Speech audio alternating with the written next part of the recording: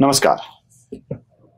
अर्जुनाच्या मनामधल्या अनेक शंकांना भगवंत उत्तर देत आहेत. या प्रश्नाची उत्तर देत आहेत. अर्जुनानं विचारलंय, ब्रह्म काय आहे, अध्यात्म काय आहे, कर्म काय आहे, अधिभूत काय आहे, अधिदैव काय आहे, त्यानंतर अधियज्ञ काय आहे, हे सगळं विचारल्यानंतर देह सोडतानाची अवस्था काय असावी याबाबत अर्जुन बोलतोय. आणि तिथे आपण थांबलो होतो. देह सोडताना काय स्थिती असली पाहिजे, तेव्हा तुझ्याकडे कसा माणूस पोहोचू शकतो, काय होऊ शकतं त्याचं. तर भगवंत सांगतात की देह सोडताना, मृत्यू येत असताना ज्याच्या मनात माझ्याविषयीचा विचार आहे तो शेवटी माझ्यापर्यंतच येऊन पोचतो, तो माझ्यातच लीन होतो. मग अर्जुन म्हणतो, देवा तो भाव तसा नाही आला तर काय होईल. ते म्हणाले, भाव नाही आला ना तर जसा भाव आलाय तसा होईल.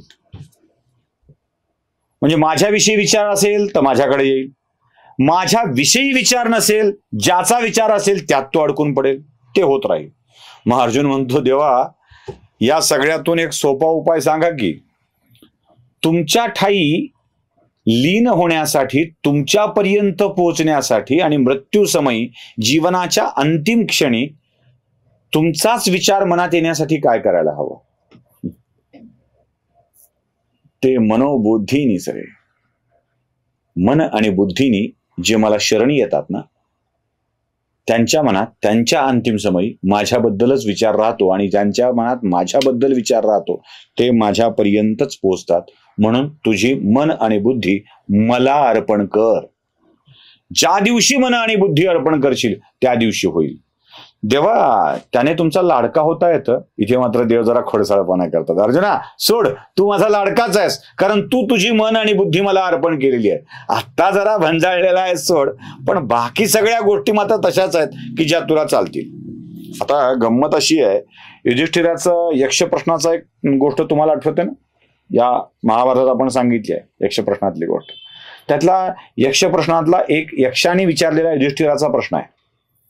त्यात तो म्हणतो, देवा या जगातलं सर्वात मोठं आश्चर्य काय आहे. युधिष्ठिरा यक्ष प्रश्न विचारतोय, युधिष्ठिरा या जगातलं सर्वात मोठं आश्चर्य काय आहे. तेव्हा युधिष्ठिर त्याचं उत्तर देतो, आपला मृत्यू. सर्वात मोठं आश्चर्य काय असेल तर आपला मृत्यू. तो येणार आहे हे माहित आहे, मी जाणार आहे हे माहित आहे, मी आलोय त्या अर्थी माझा दिवस नक्की झाला हे माहित आहे, पण तो कळल्याबरोबर माणूस जो आश्चर्यचकित होतो ना, ते आश्चर्य जगातल्या 7, 8, 9 किती आश्चर्य वाढवा त्याच्यापेक्षा खतरनाक आहे. हा, त्याच्यापेक्षा खतरनाक आहे. त्यामुळे जगातलं सगळ्यात मोठं आश्चर्य काय असेल तर आपला मृत्यू. एक कथा सांगतो.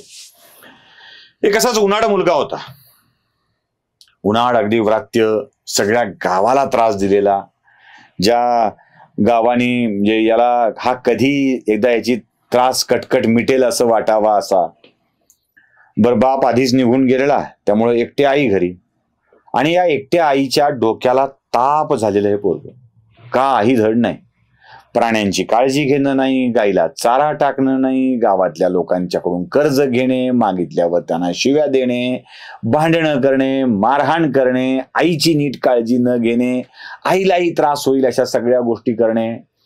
या सगळ्यांनी आई वैतागली होती. वेगवेगळे प्रयोग करून झाले, नीट सांगून झालं, रडून झालं, मारून झालं, धाक दाखवून झालं, काही फरक नाही पडला. ना शेती करत होता, ना काही बघत होता, काही नाही. सगळ्यांसोबत भांडण, देवाशी तर कायमचं भांडण, देवाचा कधी संबंध चालला नाही.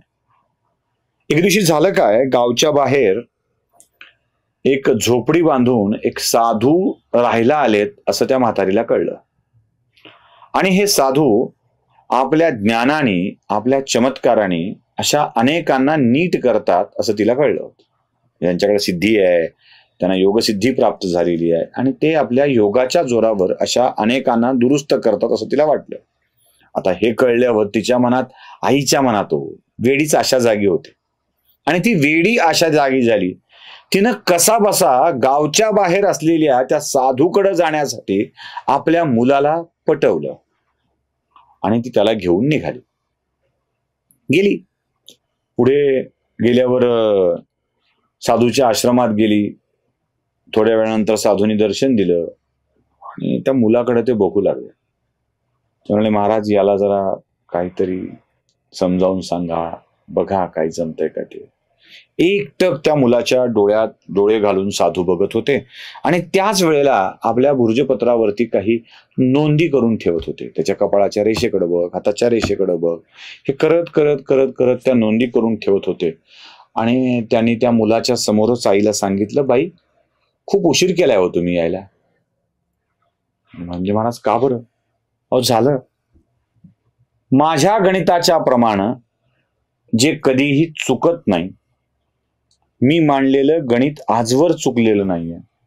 आणि माझ्या गणिताच्या प्रमाणे या मुलाकडं कमीत कमी आयुष्य उरलंय आणि ती उरली ती फक्त 3 दिवस. तिसऱ्या दिवशी संध्याकाळी या मुलाचा मृत्यू निश्चित आहे.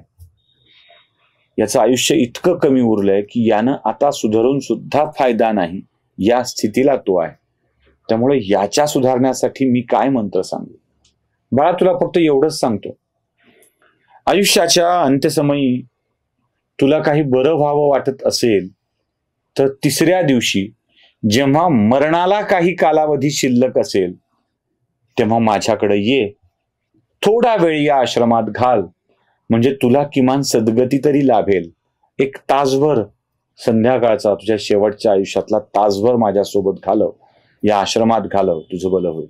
जा म्हणाले, आता जा, तुला जसं जगायचं तसं जग, तुझ्या आयुष्यातले 3च दिवस शिल्लक राहिले. आईला तर काय करावं कळत नव्हतं. पोराच्या आयुष्याचं भलं होईल हा विचार घेऊन ती महाराजाकडे आलेली. आता पोरगच राहणार नाही या जाणीवेनेच ती व्याकुळ झाली होती, अस्वस्थ होती. पोरानं महाराजाकडे बघितलं आणि त्याच्या पोटात मोठा खड्डा पडला. तो म्हणला, 3च दिवस, अवघड आहे, संपलं आपलं जगण्यात. आणि घरी आला. घरी आल्यावर त्यानं पहिल्यांदा दारातल्या गायीकडे बघितलं, विचार केला, एवढे वर्ष ही आपल्या सोबत आहे, एकदाही तिच्या पाठीवरून हात फिरवून मी चारा टाकला नाही. तिचं दूध मात्र पीत होतो, एकदाही चारा टाकला नाही. त्यानं हिरवा चारा उचलला, गायीच्या समोर टाकला, गायीच्या पाठीवरून हात फिरवला. गायीनेही आपल्या जिभेनं त्याच्या हाताला चाटलं. त्या उबदार स्पर्शाने हा प्रचंड सुखावला आणि गायीच्या त्या उबदार स्पर्शात काय जाणीव, काय काय सुख आहे त्याची जाणीव झाली. आणि पुढे उरलेली 2 दिवस 3 दिवस या गायीची सेवा करायची त्यानं मनोमन ठरवलं आणि गायीची काळजी घेऊ लागला. शेताकडे गेला, आपल्या सगळ्या शेतातल्या कामाकडे बघितलं, जेवढं होईल तेवढं जाता जाता आईचं काम हलकं करून जाऊ, आई किती खंगली आहे, मी जाणार या भावनेनं. म्हणून त्यानं छोटी छोटी कामं शेतातली जी आईची शिल्लक होती ती करून टाकली. संध्याकाळी येता येता बघितलं, आपल्याजवळ 4 रुपये शिल्लक आहेत, घरात सुद्धा पैसे आहेत. ज्यांच्याकडून उधारी घेतली त्या उधारी चुकवल्या, प्रत्येकाची हात जोडून क्षमा मागितली. मी तुम्हाला चुकीचं बोललो असेल तर मला माफ करा, माझ्याकडून प्रमाद घडला आहे, मला जाताना कोणाचाही शिव्याशाप नको आहेत, कृपया माझ्याविषयीचा वाईट विचार करू नका. गावातल्या माणसांनीही त्याच्याला उदार अंतःकरणाने माफ केले. खूप लांब लांबच्या पाहुण्याला त्याने नाराज केलं होतं, दुखावलं होतं. त्यांना पत्र लिहिली आणि पत्र लिहून प्रत्येकाची क्षमा मागितली, प्रत्येकाच्याकडं पत्र पाठवून दिली. त्याचं वर्तन इतकं प्रचंड बदललं होतं की 3 दिवसाच्या आतच दुसऱ्याच दिवसापासून तो गावाला हवाहवासा वाटू लागला आणि गावातली माणसं त्याला भेटायला येऊ लागली, कारण क्षमा मागितली होती. रोज सकाळी उठावं, देवाराच्या समोर जावं, देवाला मनोमन नमस्कार करावा, त्याची पूजा करावी आणि बाहेर पडावं. बाहेर पडून गावातल्या लोकांची अडली नडली कामं करावी, शेतातल्या आईच्या कामाला मदत करावी. 3 दिवस सलग काम केलं. 3रा दिवस दुपारचा उजाडला. त्याला आठवलं की आज संध्याकाळी आपल्या शेवटाची वेळ जवळ आलेली आहे. संध्याकाळी साधूच्या आश्रमाकडे निघाला. शेवटचा तास उरलाय, साधूच्या आश्रमात जावं. पहिल्यांदा गेल्यावर साधूला नमस्कार सुद्धा केला नव्हता. यावेळी त्याने साधूच्या पायावर डोकं ठेवलं. म्हणाला, महाराज महाराज शेवटचा क्षण जवळ आलाय, तुमची ही क्षमा मागतो आणि आता माझ्या आयुष्याला सद्गती मिळावी यासाठीचं काय करू शकतो मी सांगा. महाराज मनातल्या मनात हसले, म्हणाले, वेड्या, मी गणित मांडलंच नव्हतं, माझं गणिताचा काही संबंध नव्हता, तुला तुझ्या आयुष्याची खरी ओळख व्हावी यासाठी तर हे सगळं नाटक केलं होतं. मला सांग, 3 दिवसामध्ये तू कसा वागलास, लोक तुझ्याशी कसं वागलेत, तुला देवाविषयीची काय जाणीव झाली आहे?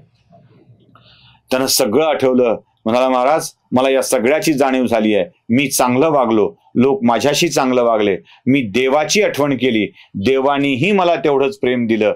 म्हणून देहत्याग करताना देवाचं चिंतन केल्यावर देव कसा वागत असेल याचा अंदाज आपल्याला येतो का? त्या देवाच्या विषयीची, देहत्यागाच्या विषयी वेळेची आलेली भावना या मुलाच्या मनामध्ये आली होती आणि ईश्वर त्यावर खुश झाला होता आणि त्याचं पुढचं आयुष्य सगळं सुखी गेलं.